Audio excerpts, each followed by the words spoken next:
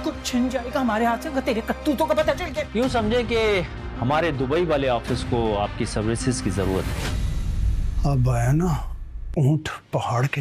समीन का एक ऐसा वीक पॉइंट मेरे हाथ लग गया जिसको सुनते ही इदरान उसको अपने हाथ से पकड़ के बाहर निकाली। मेरी और अरीज की तलाक हो चुकी है।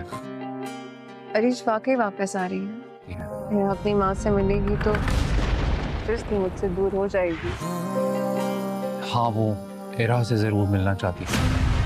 मुझे बहुत खुशी है कि आपने उष्णा एक बार फिर से बहुत बड़े मसले में फंसने वाली है। उसका बॉस उसे कहता है कि तुम्हारा काम हम लोगों को बहुत पसंद आया है, इसलिए हम तुम्हें अपनी दुबई वाली ब्रांच में भेजना चाहते हैं। उष्णा को तो लगता है कि ये उसके लिए सुनहरी मौका है कि वो अपने ख्वाबों को पूरा कर सकेगी, लेकिन उसे क्या पता कि ये बहुत बड़ा ट्रैप है। उसके वालिदैन तो ये बात सुनकर फ़ौरन मना कर देते हैं कि हम ऐसा नहीं चाहते कि तुम कभी भी बाहर जाओ, लेकिन उष्णा जो है वो जाना चाहती है, इसलिए उसका बॉस कहता है कि तुम बस अपना पासपोर्ट बनवाओ, बाकी तुम्हें बाहर भेजना मेरा काम है। दूसरी तरफ समीन अरीज को लेकर बहुत ही ज़्यादा कंफ्यूज हो जाती है। उसे लगता है कि शायद वो दोबारा से इदनान और इरा की ज़िंदगी में वापस आ रही है, जिस पर इदनान उसे बताता है कि उन दोनों की डाइवोर्स हो चुकी है और जैसा तुम सोच रही हो वैसा बिल्कुल भी पॉसिबल ही नहीं है। वो एक बहुत ही झूठी और मक्कार औरत है। दूसरी तरफ गयूर साहब को भी यही लगता है कि शायद इरा की किडनैपिंग के पीछे किसी और का नहीं बल्कि अरीज का हाथ है, लेकिन कमाल की माँ को सारी हकीकत पता चल चुकी है, इसलिए वो अपने बेटे को डांटते हुए कहती है कि तुम्हारी इस हरकत की वजह से हम लोगों को इस घर से और इस जायदाद से हाथ धोने पड़ सकते हैं